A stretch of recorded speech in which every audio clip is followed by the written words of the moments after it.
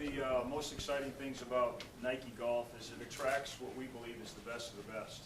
And Randy has been one of the best in the business for over the last 20 years because he intuitively knew that in order to get his golfer to swing the golf club better, that he had to do things that look like, strangely enough, swinging the golf club. And at this point, many times what people will say is, so what differentiates Nike Golf, our training and conditioning program, our strength program, our balance program, our endurance program, from the rest of the world? And the answer is we've taken advantage of the knowledge of the great trainers who have worked with athletes for a number of years. We've kind of picked their brains and we've got the best of the best. Kind of in a nutshell, the best way to put it is in golf, in fact you can kind of do this with your own hands. In golf, what we do is we simply take our hands back and then we change directions, and then we take our hands and then we actually get the balance and change directions. We call that a transformational zone. The best way to figure out a transformational zone is just try this. Try to jump without going down first. In other words, it's almost impossible. So if you just kind of give it a shot, you're going to say, well, maybe you just burped. I'm not sure what just happened, but it didn't like you did much. But if you go ahead and let your body go this way before you take off this way, the going down and this load of the body is what we call a transformational zone.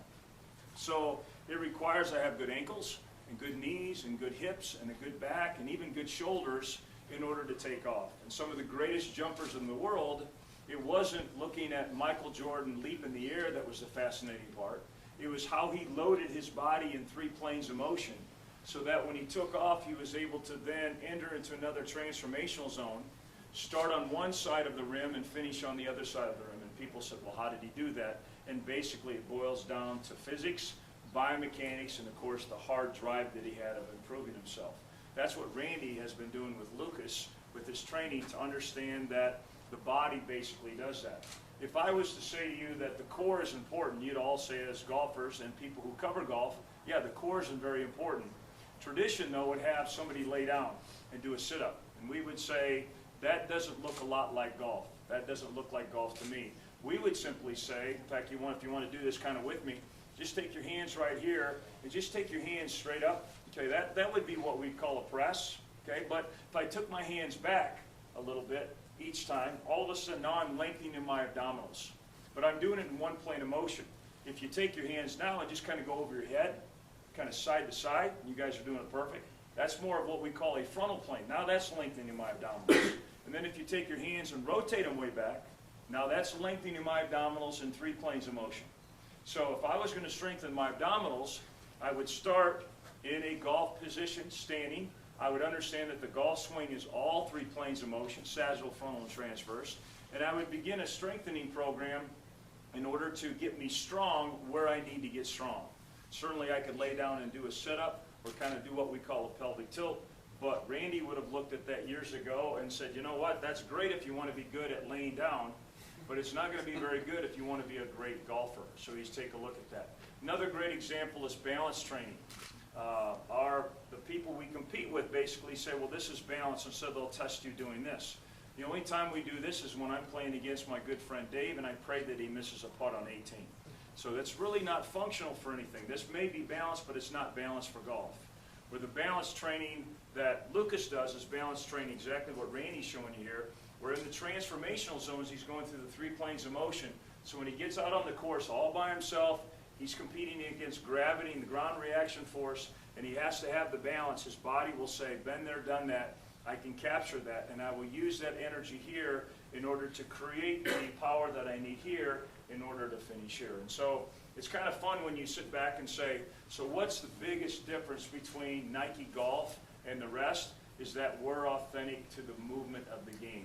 When you saw a lot of the videos, and when you see continuous videos keep coming, the golfers love them because they go, this feels like golf.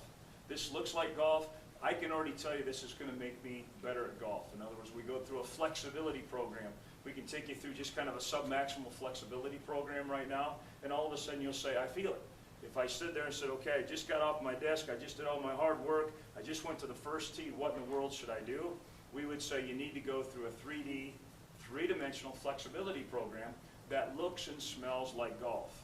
There's a lot of books out there, exercises for golf. The problem is when you look at it, they're exercises, but they're not exercise for the authenticity to honor the athlete. They're not exercises for golf. And I don't know if you want to show a few things or Well, share sure a I little do, bit. but I also want to encourage everyone to realize that the reality is we can't lose golfers. We have to get more players playing the game. And so where you recruit those people is by being able to improve their actual overall performance. That could be in scoring, but it could also be in not hurting or being able to play more often or even being able to walk the game.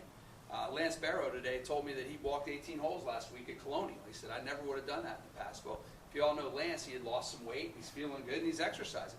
So the point is we don't want anyone to leave the game. We want them to enjoy it longer, and we especially want to encourage kids to do things that make sense. Yep. So go ahead and start in a lunge posture. Lucas and I have a running joke. Lunges are not his favorite overall drill.